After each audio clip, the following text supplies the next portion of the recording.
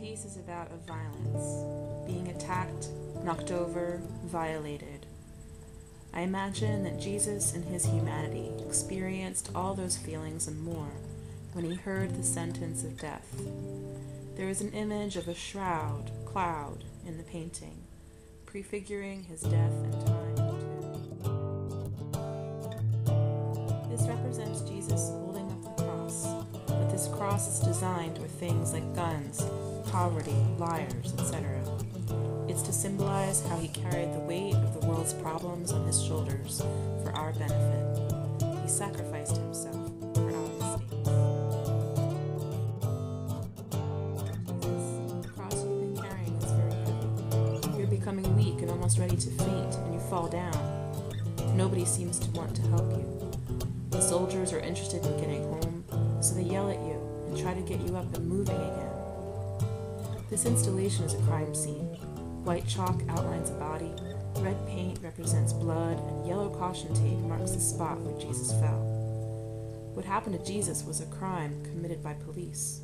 It was a police action that determined the outcome. The open hand is a gesture of both help and helplessness, but also a gesture of prayer and supplication. I imagine how Mary must feel as she watches her son be persecuted, and her desire but inability to help him or take away his pain.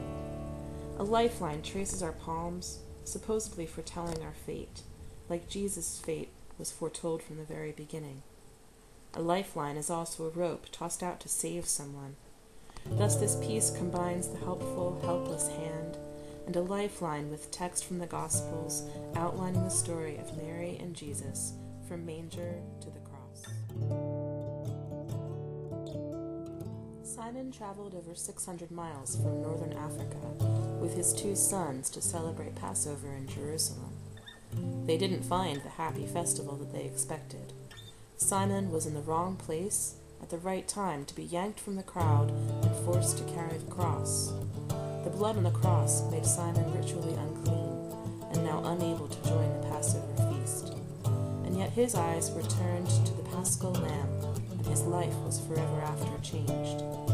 Today you have been yanked from the crowd to follow the cross. Watch the Lamb. The image of Veronica wiping the suffering face of Jesus is moving. It is a great example of simple kindness that we all should try to emulate. But is there a greater theme to consider in this moment? When we open our arms to let go of our sin and fears, keep those arms open. Hold them to gather someone in closer. By Clarence Ensler. Christ speaks. This 7th step, my other self, is the one that tests your will. From this fall, learn to persevere in doing good. The time will come when all your efforts seem to fail, and you will think, I can't go on.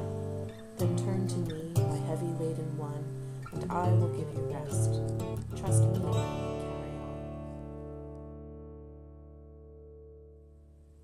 But Jesus, turning toward them, said, Daughters of Jerusalem, do not weep for me, but weep for yourselves and for your children.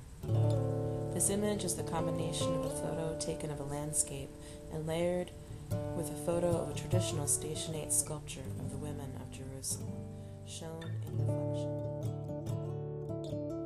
Natalie says, I thought of his hard work and struggle and how he suffered.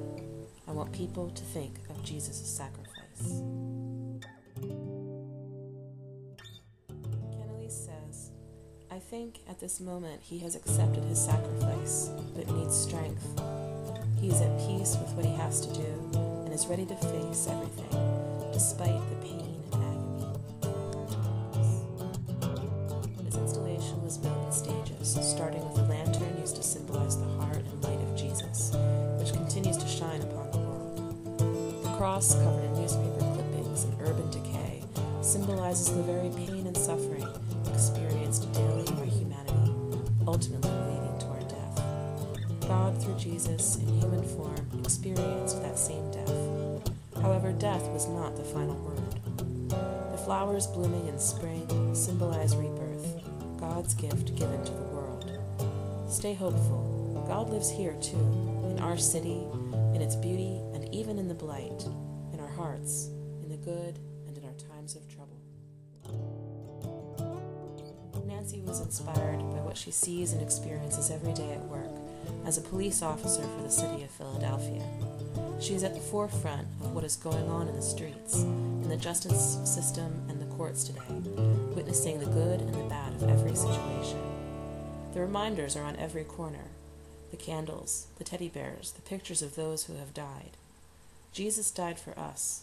He was judged and condemned to die on the cross, giving his life for us, so we could have life and salvation through his sacrifice.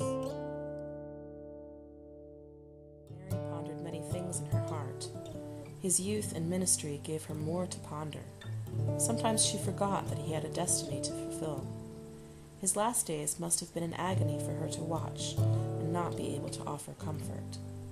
But now his mission is almost complete, and for a few last minutes, Mary can cradle her son in her arms and remember his birth and life and mourn. Children are not supposed to die before their parents.